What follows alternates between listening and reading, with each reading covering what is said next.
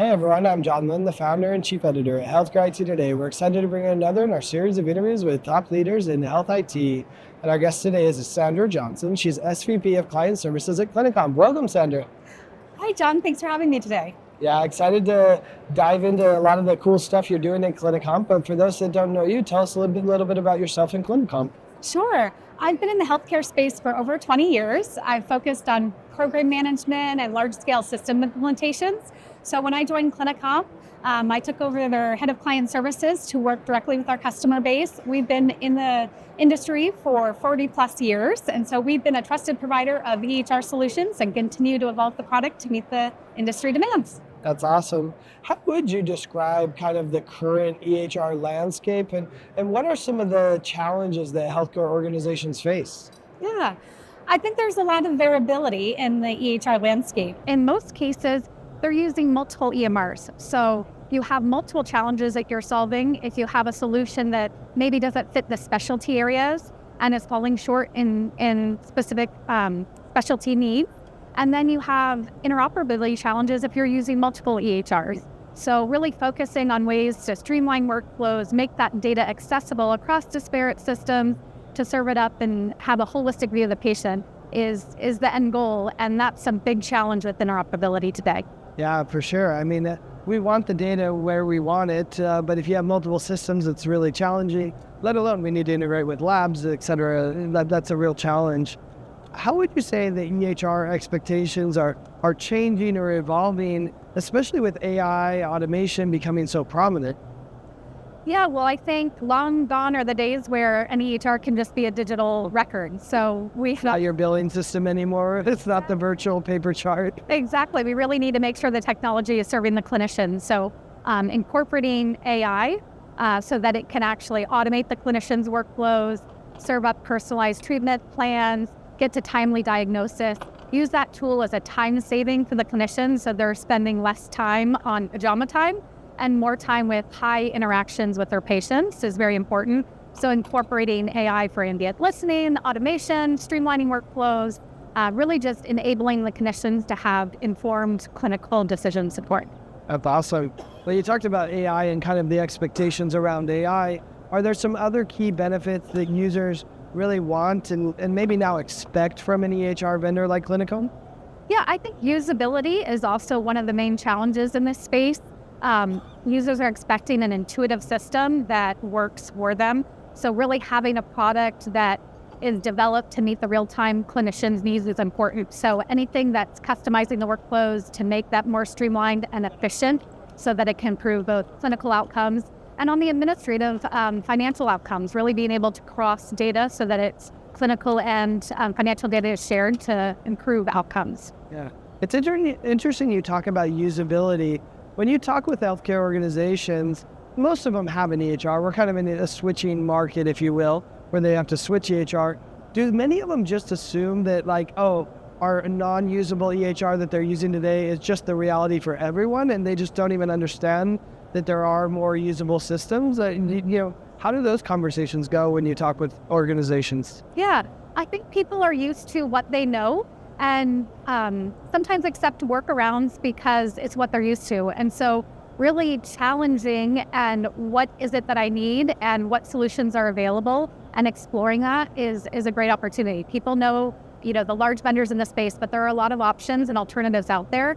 And we've come a long way in the EHR space over the past, 4 decades. So really looking for solutions that have evolved, incorporated cutting-edge technology, and are leveraging that to improve clinical workflows. That should be what people expect and try to strive for. Yeah, I love that. It's interesting. We do expect AI now. You all talked about intrinsic AI, which I find a really interesting name. Talk to me about what is intrinsic AI and what makes it unique. Yeah, well, intrinsic AI is embedded in the core architecture of the system. Okay. So it's embedded in the end-to-end platform so that you're able to leverage AI capabilities across the continuum of care without the need for third parties. So it's really making sure that AI is driving the workflows and it's not a bolt-on third party. Interesting.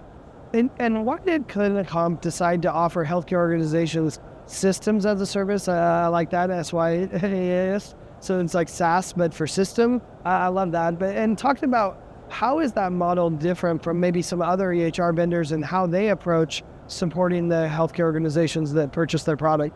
Yeah, I think this was really meant to address some of the frustrations we see in the market. It's a fully managed solution. So when we say system as a service, it's not just the product. It's the hardware, the software, and the support services, not just to implement the system, but to maintain it and then optimize it over time. And so it's really important that you have that same level of support and resources that know your organization's workflows, policies, and procedures that stay with you for the life of the relationship and continue to help you improve and optimize the utilization of the system. So really making sure you have all the tools, all services, all device integration, all innovation, making as AI continues to come along and the new trends of the future, making sure that's incorporated and provided at no additional cost to our customers. That seems like a big risk for CliniComp to do that because, I mean, everyone focuses on the go live, and now we're hearing so much about, okay, post go live EHR optimization, that's a really big deal. And you're saying, wait, no, we offer that for our clients as part of our package. Like, why do you, that's interesting. Like, it seems like a big risk to do that. Or is it just that you trust your products enough that you can do that because you know you want to be a good partner to them? Yeah, it's all about being a trusted partner. So it's the implementation of the product and the go live is just the beginning. And we need to continue to evolve and iterate the product to meet the clinician's needs. And so whatever support is needed, if that's training, on-site optimization visits, anything and everything that they need to be successful in providing patient care and leveraging the system to its optimal capabilities is what we're committed to offering. We're only as successful as our clients, and so we really need to make sure that we're forming a model that doesn't include obstacles to get additional support or services and really just making it available. Yeah, that's really great. You know, when I talk to a lot of people, the idea of switching EHRs seems like a daunting task for many. They're like, well, we don't like it, but it's the devil we know, or you hear things like this, right? Like, ooh, that seems like a big lift to switch EHRs.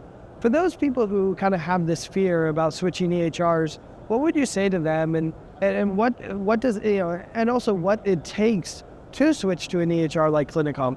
Yeah, I think everyone is concerned about the level of effort. It seems like such a significant lift to go from one system to another, and they've invested so much time and money already in the product, but it doesn't have to be that way. And that's why we've structured our system as a service model so that we can really help organizations transition to a new EHR seamlessly. By providing all the resources that a customer needs and trying to take the heavy lift off of IT and the clinical team to implement a product, and doing that ourselves really helps expedite and provide a speed of implementation that others aren't able to offer. And so if you're able to accelerate that implementation timeline, there's less of a transition between systems, and you can see the results on your return on investment quickly. Yeah, that's awesome. You know, as you kind of look into the future, as EHRs continue to evolve, what do you think are going to be some of the key differentiators for EHRs going forward?